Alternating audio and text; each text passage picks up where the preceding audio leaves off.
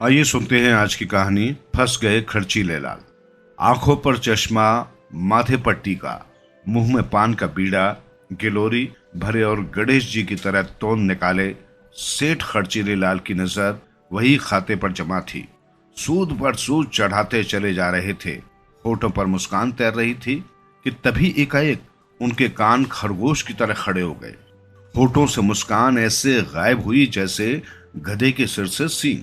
उनके कान घर के बगल की गली की दीवारों से सटकर छिपकली की तरह चिपक गए। गली में गांव के बच्चों की आवाजें आ रही थी। सेठ खर्चीले लाल चौकन्ने होकर आवाज को बड़े ध्यान से सुनने लगे। गली में चंदर, गिरधर, गणपत, जगत की टोली गांव से होली का चंदा इकट्ठा कर सेठ खर्चीले लाल के घर की ओर आ रही थी। ये देख खर्चीले लाल का दिमाग घूमा। उन्होंने झट से अपना बही खाता समेटा और बच्चों की टोली के आने से पहले ही घर के बाहर आनन फानन में ताला मारकर वहां से रफू चक्कर हो गए। वैसे कहने को तो उनका नाम सेठ खर्चीले लाल था, लेकिन वो कंजूस इतने थे कि दाल में यदि मक्खी भी पड़ जाए तो वो उसको चूस कर ही फेंकते थे। वैसे भगवान का दिया, पुरखों की जायदाद और धन उनके पास काफी था, फिर भी राम राम की रट लगाने की जगह हाय पैसे की रट लगाते फिरते थे।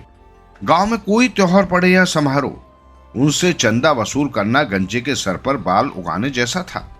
लेकिन इस बार की होली में बच्चों ने फैसला कर लिया था कि वो उनसे चंदा वसूल कर ही रहेंगे।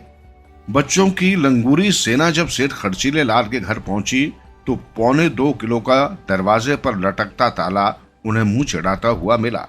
ये देख बच्चे निराश तो हुए, लेकिन उनसे चंदा वसूल करने की दृढ़ प्रतिज्ञा कर वो फिर वहां से वापस चले गए। होली को एक दिन ही शेष बचा था और सेठ खर्चीले लाल बच्चों के हाथ नहीं लग रहे थे। ये देख बच्चे बड़े परेशान थे। अंत में बच्चों की सेना ने होली की पूर्व रात को अपना जाल बिछाने का फैसला किया। सबने मिलकर आज सुबह से ही छुपकर सेठ खर्चीले लाल के घर पर नजर रखी, मगर खर्चीले लाल भी कम चालाक नहीं थे। सुबह से ही उनके घर के बाहर ताला लटक रहा था, पर लंगूरी सेना भी हार मानने वाली नहीं थी।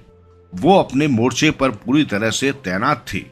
सुबह से शाम हुई, मगर सेठ खर्चीले लाल का कोई पता नहीं चला। मोर्चे पर जमे रहने से आज बच्चों को खाना पीना भी ठीक से नहीं हो पाया था। उनके पेट में चूहे दौड़ रहे थे, लेकिन कहावत है कि कोशिश करने वालों की हार नहीं होती। यही बात सोचकर आज वो अपनी जीत हासिल करने के लिए हर कष्ट को सहन कर रहे थे।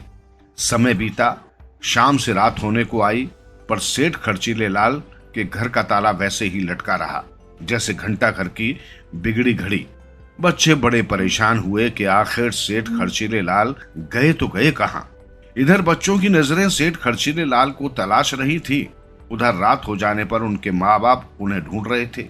इसी बीच चंदर की नजर सेठ खर्चीले लाल के घर के पिछवाड़े पर पड़ी। वो चौंक पड़ा। काले नकाब में एक आदमी घर के पिछवाड़े के रास्ते की ओर उसे बढ़ता दिखाई दिया।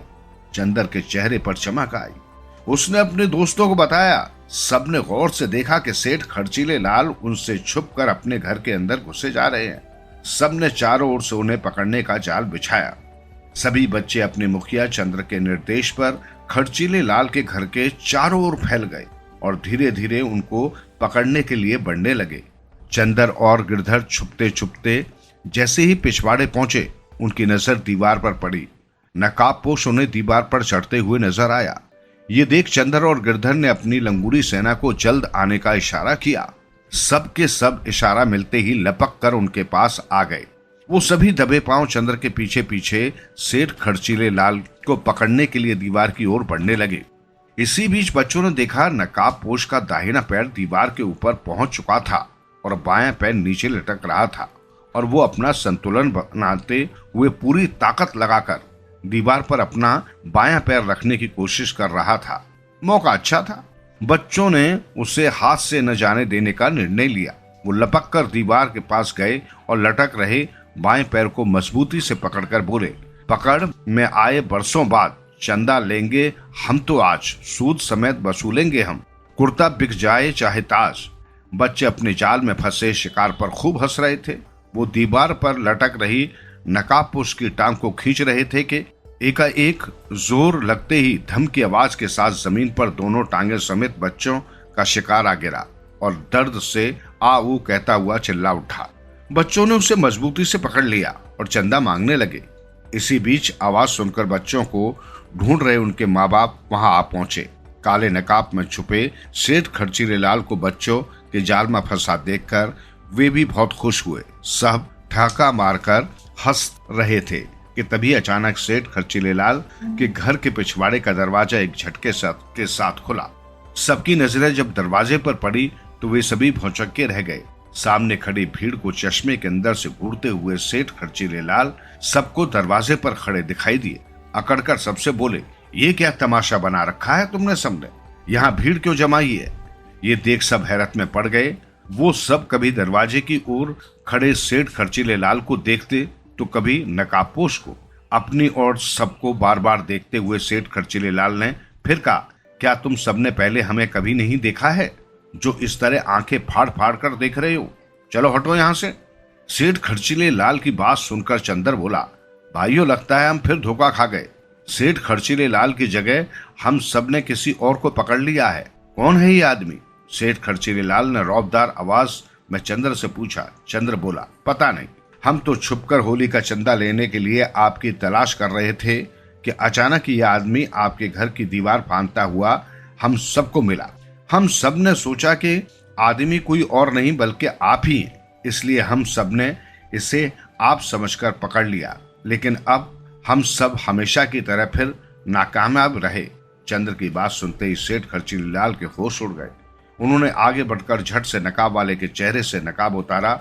वो दंग रह गए। उनके मुंह से अनायास निकल पड़ा, अरे बाप रे, ये तो मशहूर इनामी चोर कल्लन कालिया है। उसका चेहरा देखते ही सेठ खर्चीले लाल डर कर पास खड़े बच्चों के बीच आ छुपे। इसी बीच मौका देखकर चोर कल्लन कालिया ने भागने का प्रयास किया, लेकिन पास खड़े बच्चों के माँ बाप ने उसे पकड़ लिया और उसकी रुई की तरह धुनाई करने लगे। इसी दौरान गांव का गश्त लगाते हुए हाथ में मोटा डंडा पकड़े व मुंह में सीटी बज लगाए सिपाही चौकन्ने लाल वहां आ धमके। भीड़ के बीच मार खा रहे कल्लन कालिया को देखकर उनकी मोटी मोटी मूछें डर के मारे कांपने लगी। लेकिन कल्लन को चौकी के हवाले करने पर सिपाही से हवलदार का प्रमोशन मिलने की बात सोचकर उनकी बाहों में जोश आ गया और भीड़ की मार से लस्त पस्त पड़ चुके चोर कल्लन कालिया को पकड़कर चौकी के हवाले करना पड़ा। इनामी चोर कल्लन कालिया के पकड़े जाने से आज गांव के सभी लोग खुश थे, किंतु बच्चों का मुंह हारे हुए खिलाड़ी की तरह उतरा हुआ था। जब खर्चीले लाल की नजर उन पर पड़ी तो वो मुस्कुरा पड़े। ये देख बच्चे और जल भुन गए। निराश बच्चों के बुझे चेहरों को देखकर सेठ खर्चीले लाल उनके पास आए और बोले, बच्चों बोलो, होली का तुम्हें कितना चंदा चाहिए? आज मैं तुम सबको मुंह मांगा चंदा दूंगा। सच? सब बच्चों ने आश्चर्य से पूछा। सेठ खर्चीले लाल ने कहा, हाँ बच्चों सच, क्योंकि आज तुम सबकी वजह से ही मेरी धन दौलत इनामी चोर कल्लन कालिया के हाथों से लुटने से बची है। अगर आज तुम सब न होते तो मैं सेठ खर्चीले लाल से भिखारी बन गया होता। मैं तुम सबसे बहुत खुश हूँ। आज मैं तुम्हें सबसे वादा करता हूँ कि अब मैं कभी भी कंजूसी नहीं करूंगा और हर त्योहार व समारोह में हमेशा चंदा देने में आगे रहूंगा। बच्चे सेठ खर्चीले लाल के अंदर हुए हृदय परिवर्तन से बहुत खुश हुए। आज सुबह होली के दिन सब ये देखकर आश्चर्यचकित थे कि हाथ में रंग गुलाल अबीर लिए बच्चों में मिठाई बांटते सेठ खर्चीले लाल बच्चों के साथ खूब होली खेल रहे थे।